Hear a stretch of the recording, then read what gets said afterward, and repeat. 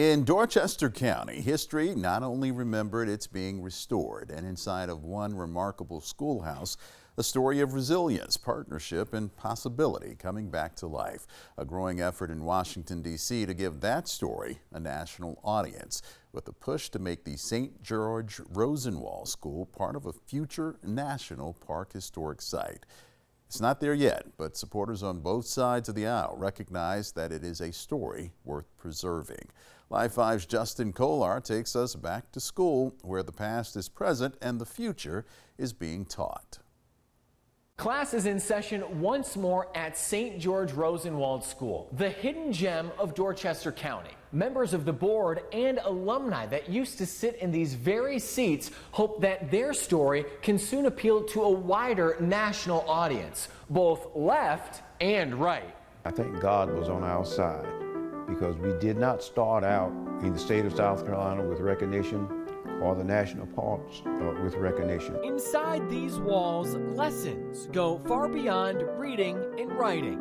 They're about perseverance, about partnership, about what can happen when people come together. Even when you would leave the building, you left with a feeling of hope. But before the restoration, before the recognition, there were footsteps. We took the same steps. They weren't quite as large as these, but they were smaller steps. On a quiet street in St. George. Second grade, I was a youngster then. This was a grade school. This is a picture on the steps of the building here. Every morning, a young Ralph James made that walk from home to this segregated school. My sister and I walked to school here. Now, decades later, he's walking it again. Not as a student, but as a steward of its story. I'm living my life again and telling the story of my childhood. That life shaped by this school, where lessons extended far beyond books. The teachers gave us hope, and not only hope, but it instilled in that you're somebody, and that regardless of what you're going through, that you can make it. That belief is what brought this building back from the brink. What was once near collapse is now carefully restored. Every detail intentional, every piece a story.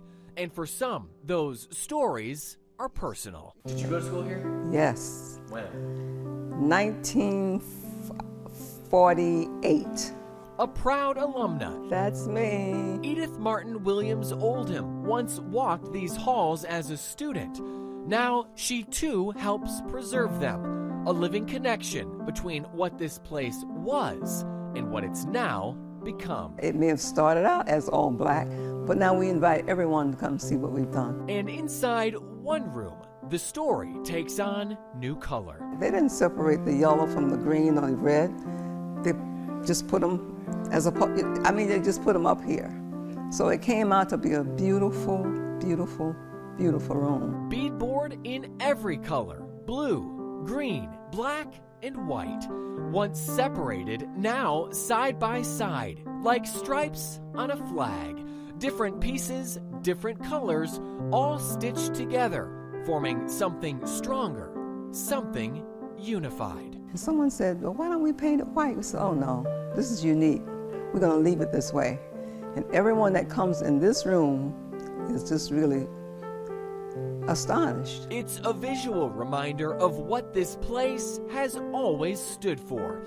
Different backgrounds, different stories, working toward something shared. It's people who work together, very different cultures and backgrounds, in spite of all their differences, to move the country forward. What started as a moment of curiosity for Dorothy Cantor became a national effort, years in the making, one rooted in partnership. There needs to be a national park for Julius Rosenwald and the Rosenwald Schools. A story that brought together a Jewish businessman, a black educator, and communities determined to build something better for themselves.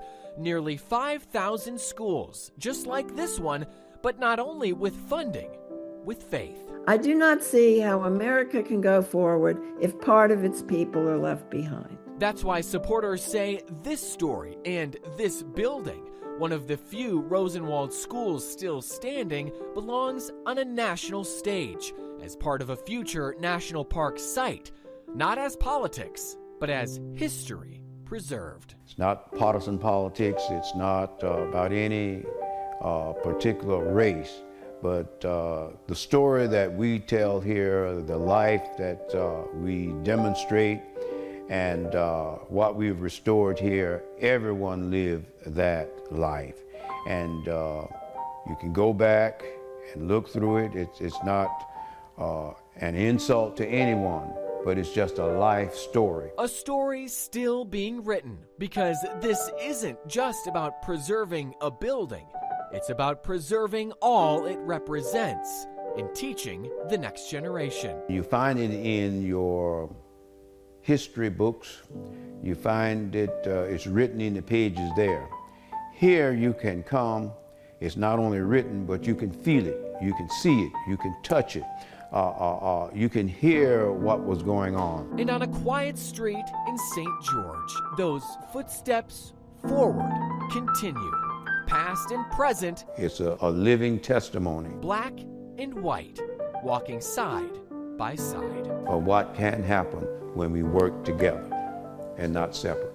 In St. George, Justin Kollar, Exactly. Live 5 News.